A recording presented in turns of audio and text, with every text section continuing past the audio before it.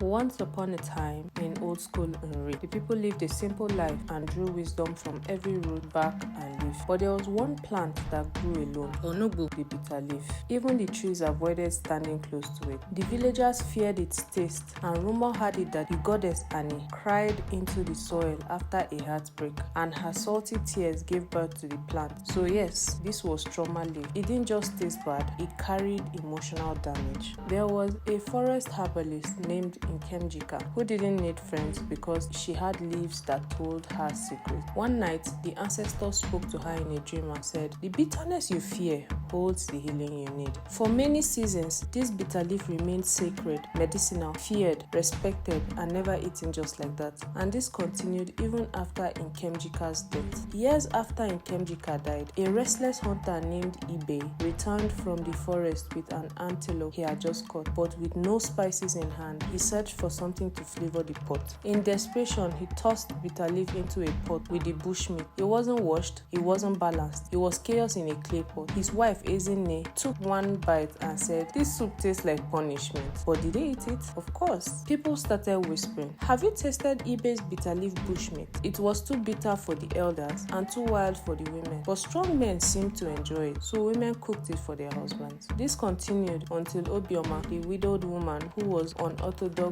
in her culinary abilities, she boiled the bones of roasted bushmeat, added smoked fish, crayfish, palm oil, and added this mixture to her bitter leaf bushmeat to form a soup. The soup was definitely better. It was thick, rich, but that bitter kick still lingered. Then, one day, Ndidi Amaka, a stranger married to a wealthy man from a neighboring village, heard that there was a festival at Obioma's village and decided she wanted to attend. She was elegant, curious, and quick-witted. Obioma then served her the famous bitter leaf bushmeat delicacy. She tasted the soup, smiled politely, then said, "You people don't rinse your leaves? Why must the dish punish the tongue before it feeds the belly?" Everyone laughed and Obioma answered, "That's our tradition. We eat it just like our mothers did." That night, Ndidi Amaka wasn't satisfied. She gathered some bitter leaf, fetched water from the stream and washed it. She washed the leaves 5 good times. The next day, she cooked her own version. The same fish, the same bones, the same oil, but the bitterness, it was tempered. It was not lost entirely though. People tasted it and some of them were amazed. Others were furious. Who gave this stranger the permission to change what Nkemjika created? They said. "Do we now wash away our tradition?" Arguments broke out between the two groups of people. Some called it disrespectful abomination while others defended her. In the end, it was even Obioma that calmed the storm. That same night, the village council summoned Ndidi Amaka and said, "Leave before morning finds you here. We cannot guarantee what will happen when the sun rises." Without any formal farewells, Ndidi Amaka gathered her things and returned to Aloma. Remember earlier, I told you that Ndidi Amaka was married to a very wealthy man. But what I didn't mention was that her husband, Chief Obinna, was a collector of wives. He had 8 wives and 26 children. Ndidi Amaka was the 4th wife.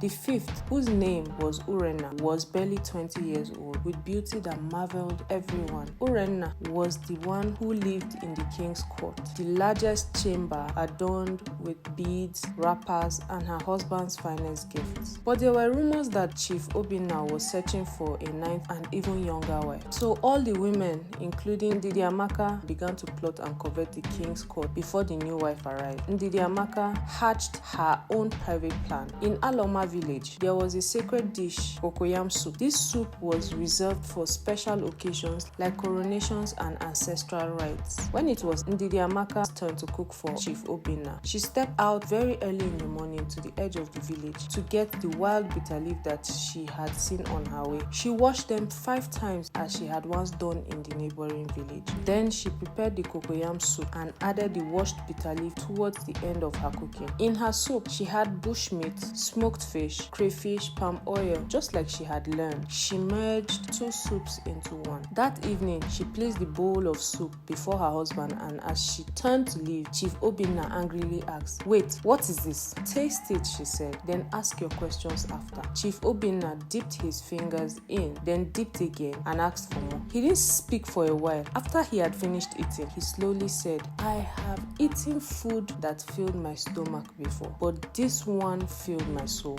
The next morning, Chief promoted her straight to the king's court and new wrappers were gifted to her. The other wives started gossiping. How can bitter leaf taste so good? She must be using juju. A leaf that was meant for healing now has the power of seduction. Little did they know that the only juju in that soup was a new technique. Word began to spread, and Ndidi never boasted or argued with anyone. She simply cooked her heart out, and in no time, others started to copy her. And even though her name was not officially written in history, every bitter leaf soup carried her signature afterward. Years later, her daughter was married into another village, and she carried the recipe and the story with her. So did her sister and all the other female children in Chief Obinna's court. If you enjoyed my story, please like, share, and comment below. Tell me if you would want to hear another story. Thank you so much for watching.